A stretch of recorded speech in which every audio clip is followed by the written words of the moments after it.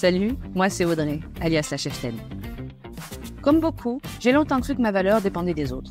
Mes parents, mes profs, mon conjoint, mon boss et même ma gynécologue. Entre syndrome de l'imposteur et doute permanent, je me sentais prisonnière de mes étiquettes. Mais ça, c'était avant.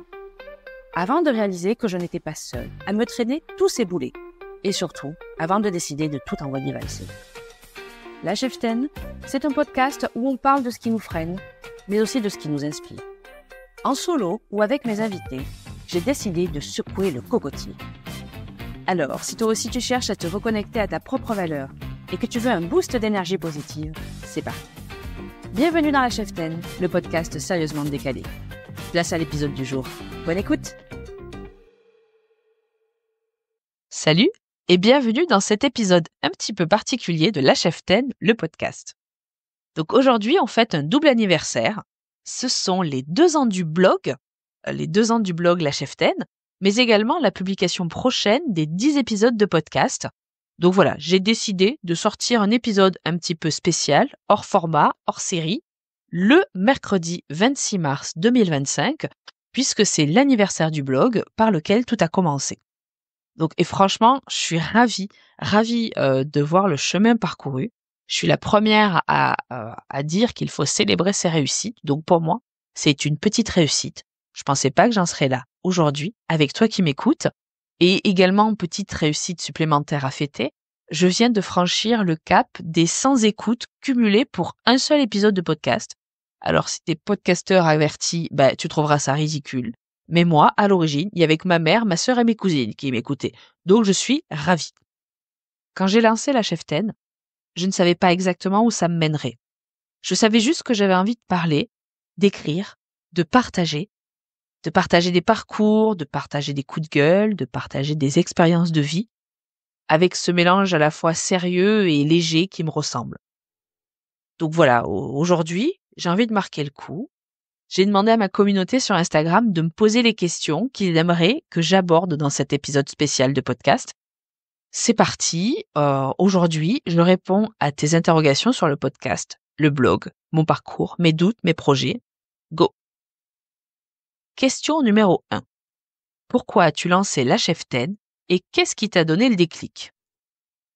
Eh ben, tout est parti d'un constat personnel. Je me mettais beaucoup trop de barrières. Je doutais énormément de moi et je me demandais si j'étais légitime à prendre la parole sur certains sujets. En gros. Puis en parlant autour de moi, de mes complexes, de toutes ces interrogations qui me traversaient, je me suis rendu compte que c'était finalement hyper répandu, que j'étais pas normale et au contraire, on était une flopée de gens en proie au doute, on va dire. Donc j'avais envie de créer un espace où on puisse parler de tout ça sans filtre, où on puisse déconstruire certaines croyances et partager des parcours inspirants. Parce que j'adore écouter des histoires, j'adore en raconter aussi, mais moi, écouter les histoires de monsieur et madame tout le monde qui me disent que oui, c'est possible, ça me rassure et ça me donne envie. Donc voilà un petit peu le fondement et de comment j'ai eu cette idée et par quoi j'ai commencé. Donc ça a démarré d'abord avec le blog et puis j'ai eu envie d'aller un petit peu plus loin avec le podcast pour donner encore plus de voix à ces sujets. Question numéro 2, quel a été l'épisode de podcast le plus marquant pour toi et pourquoi? Alors, ça c'est un petit peu plus difficile parce que je les aime tous, mes épisodes de podcast. Mais si je devais en choisir un, j'irais l'épisode numéro 1 avec MC, Marie-Charlotte, la rebelle en tutu, Crush le podcast. Si tu ne connais pas, je t'invite à aller l'écouter parce que c'est un petit peu avec celui-ci que tout a commencé.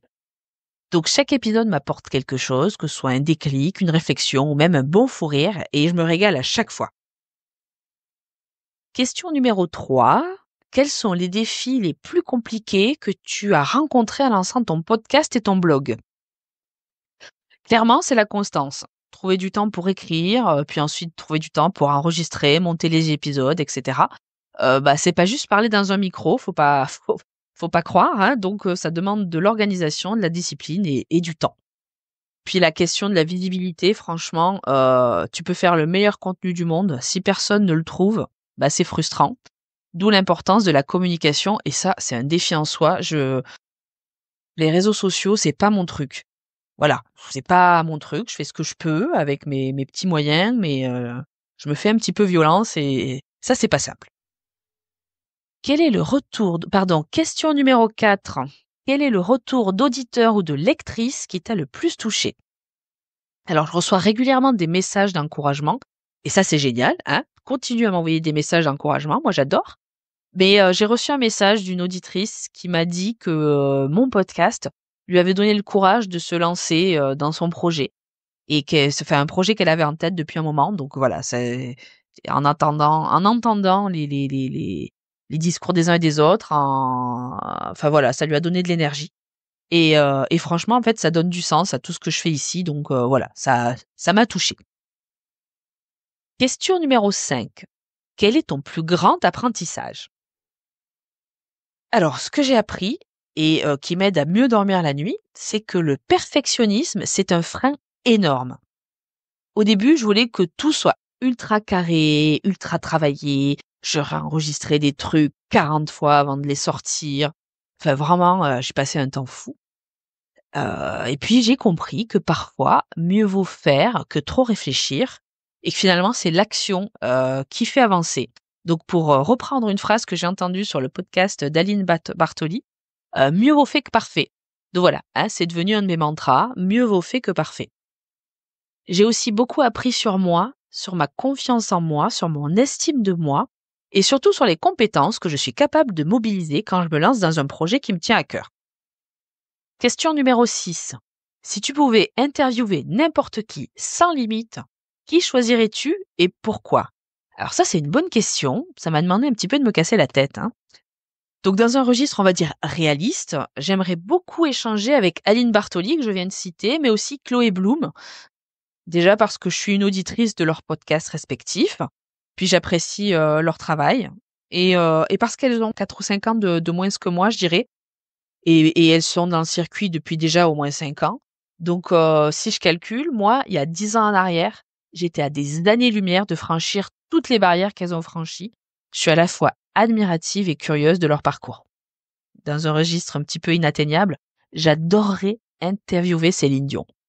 Alors déjà, parce que je pourrais chanter avec elle J'irai où tu iras, hein, ça serait méga collector et ça me ferait une bande-annonce de dingue pour le podcast. Mais plus sérieusement, parce que ces 10 dernières années, elle en a quand même sacrément essuyé du changement. Elle est passée de mariée à veuve, de co-gérante à associée unique et de valide à handicapée. Donc elle doit avoir des leçons de vie à nous partager. Voilà, je lance un appel. Aline, Chloé et Céline, appelez-moi à l'occasion. Voilà.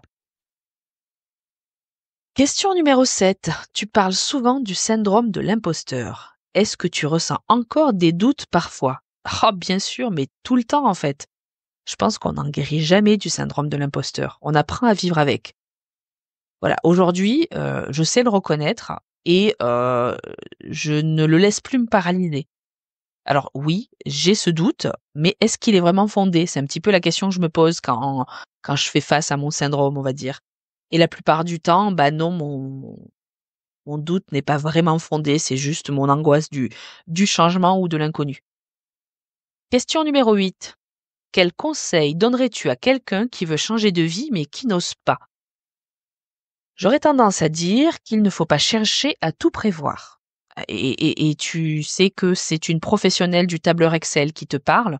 Je fais des tableaux sur tout et n'importe quoi. Donc non, arrête de tout chercher à prévoir. T'attendras souvent le bon moment pour faire quelque chose, mais en fait, ça viendra jamais. Parfois, faut juste faire un premier pas, tester et un petit peu ajuster les choses en chemin.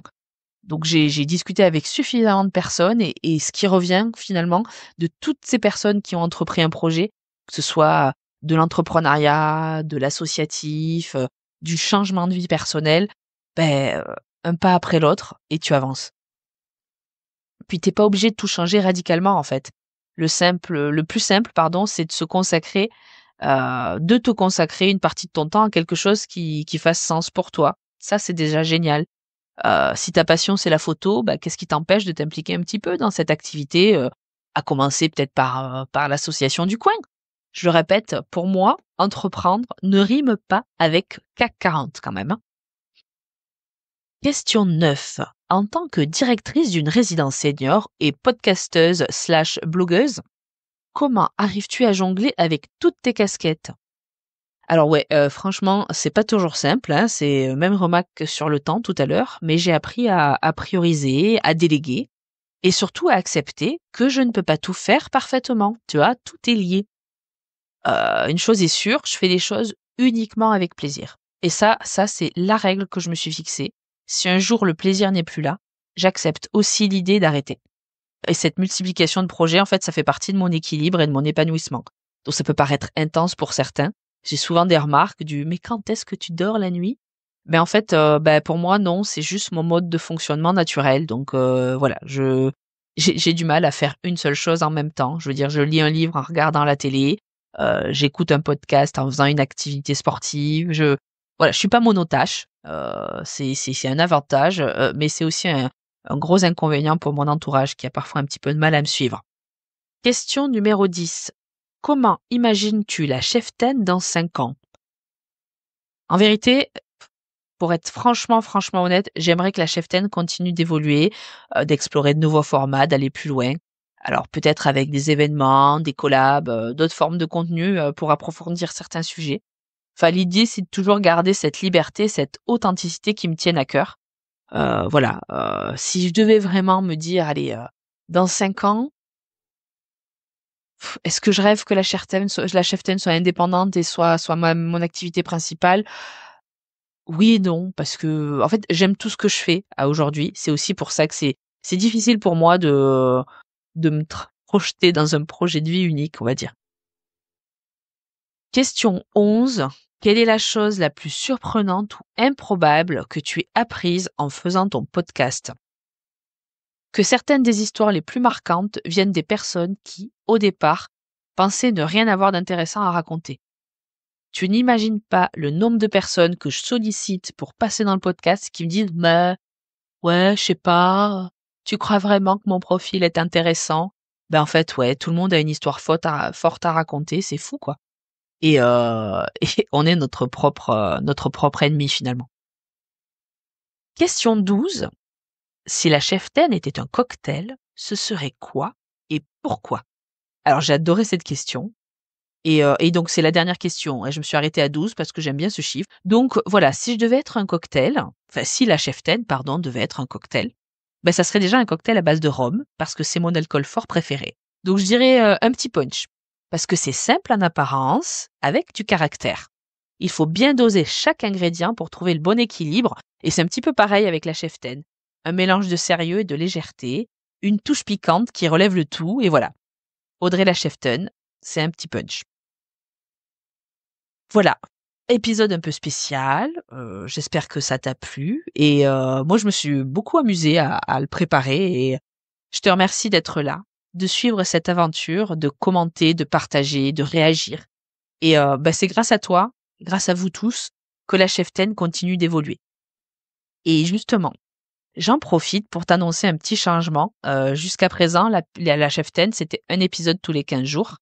Et à partir de maintenant, enfin de la semaine prochaine, très exactement, la cheftaine devient hebdomadaire. Donc un mardi sur 2, tu retrouveras l'épisode long que tu connais avec un invité et un sujet approfondi. Et la semaine suivante, ce sera un format plus court, en 3, 4, allez 5 minutes grand max, où je reviendrai sur 3 idées clés de l'épisode précédent, ou sur un point spécifique qui mérite d'être creusé, mais toujours en rapport avec l'épisode précédent. On va dire que tu auras l'épisode de principe et le débrief. Voilà, hein, en gros. Donc je vais tester cette formule quelque temps, je verrai ce que ça donne. Et je verrai aussi si le rythme me convient, si je trouve mon rythme de croisière. Comme toujours, je suis preneuse de tes retours. Donc voilà, commente, partage, dis-moi ce que tu en penses. En attendant, pour m'aider à continuer de faire grandir la cheftaine, heu, abonne-toi, laisse un avis, sur ta plateforme d'écoute favorite et à défaut de partager la chose avec tout ton répertoire téléphonique, j'ai envie de te demander de partager, le lien à une personne, ne serait-ce qu'une, pour lui faire découvrir. Voilà. Je te remercie de ton écoute, je te remercie de ta bienveillance et je te dis à très très vite dans la Cheftaine. Bye. Merci d'avoir écouté cet épisode jusqu'au bout. J'espère que tu repars avec de l'inspiration et de nouvelles perspectives pour avancer avec confiance. Si cet épisode t'a plu, pense à t'abonner pour ne rien manquer des prochains. Et surtout, n'hésite pas à laisser un avis plein d'étoiles sur ta plateforme d'écoute préférée. C'est le meilleur moyen de soutenir le podcast et de faire grandir notre belle communauté. On se retrouve très vite pour un nouvel épisode, toujours aussi décalé et inspirant. À bientôt dans la Cheftaine.